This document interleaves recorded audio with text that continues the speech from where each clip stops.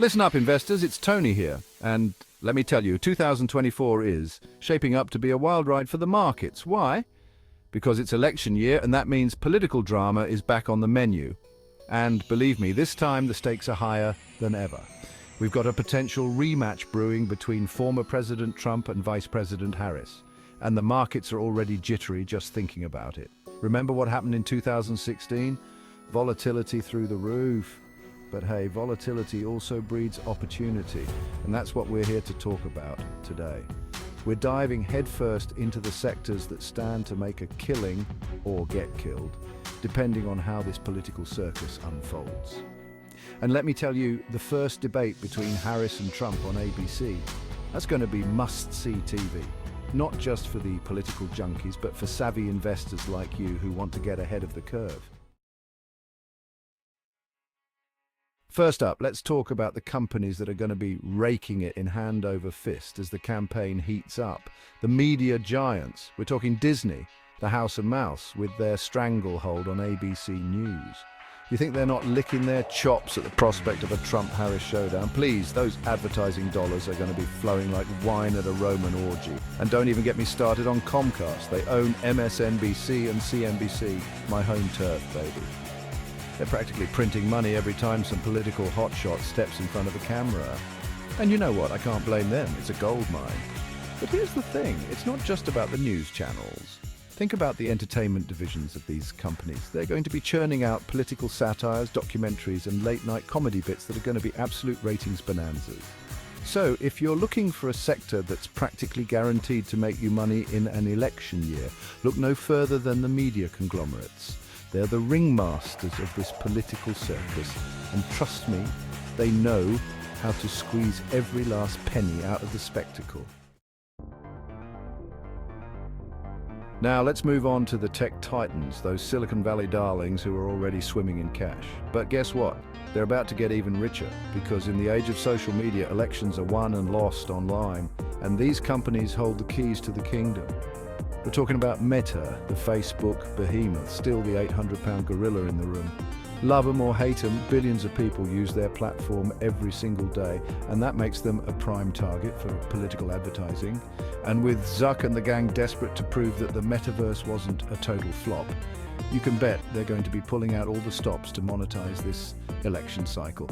Then there's Twitter, or X as they're calling it now. Listen, I don't care if Elon Musk wants to rename it after his favorite letter. That platform is still a political battleground. And with all the changes he's making, who knows? Maybe he'll figure out a way to charge politicians by the tweet. Hey, stranger things have happened. And let's not forget about Snap, the Snapchat crew. They've got the youth vote on lock, and that's a demographic that both parties are desperate to reach. Expect to see a lot of political ads disguised as silly filters and goofy lenses. Hey, whatever it takes, right? Chapter 3. Cybersecurity shielding the vote, securing your portfolio. Okay, now let's talk about a sector that's near and dear to my heart. Cybersecurity, because let me tell you, in this digital age, election security is national security. And that means companies like CrowdStrike, Palantir, and Palo Alto Networks are more important than ever. CrowdStrike, those guys are the real deal. They're like the Navy SEALs of cybersecurity, always on the front lines, hunting down hackers and protecting our critical infrastructure.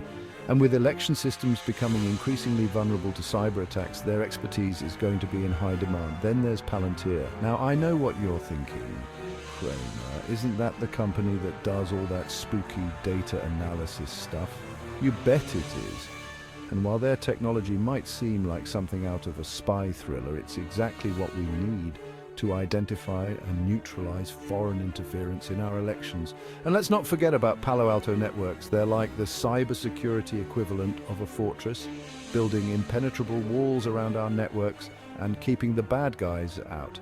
And as the threat of election hacking continues to grow, their services are only going to become more essential. Chapter 4. My picks investing like a madman in a good way. All right, enough with the sector analysis. Let's get down to brass tacks. Here are my top picks for capitalizing on the 2024 election. First up, we're going with Disney. As I said before, they're a media powerhouse, and their ownership of ABC gives them a front row seat to the political circus. Plus, their streaming service, Disney Plus, is only going to get bigger, giving them even more leverage in the content game. Next, we're going with Meta. Listen, I know Facebook has its problems, but it's still the biggest social media platform on the planet. And that makes it an advertising goldmine, especially during an election year. And let's be honest, you don't get to be a trillion-dollar company by accident. Now, for a little bit of that cybersecurity action, we're going with CrowdStrike. These guys are the best in the business. And with election security becoming increasingly critical, their stock is poised to skyrocket. And just for good measure, let's throw in Comcast. They own everything: news, entertainment, internet, you name it. They're like the Walmart of media. And they're always a solid bet. And finally, we're taking a gamble on Palantir. Now, I know this one is a bit of a wild card, but their technology is too valuable to ignore. And I think they're going to surprise a lot of people with their growth in the coming years.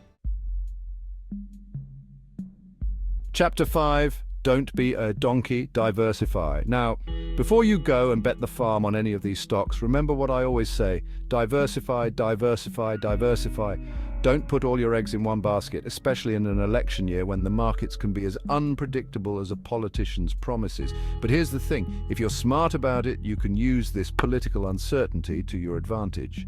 By investing in companies that are well positioned to benefit from the election cycle, you can potentially outperform the market and come out ahead. So do your homework, stay informed, and remember, in the stock market, as in politics, it's not about being right or wrong. It's about making money. Stay mad, stay informed, stay rich. We've got a wild ride ahead of us, folks, but I'm here to guide you through every twist and turn. Remember, knowledge is power, and in the stock market, that translates to profits. So keep watching, keep learning, and most importantly, keep investing. I'm Tony, and I'll see you at the closing bell. Boom!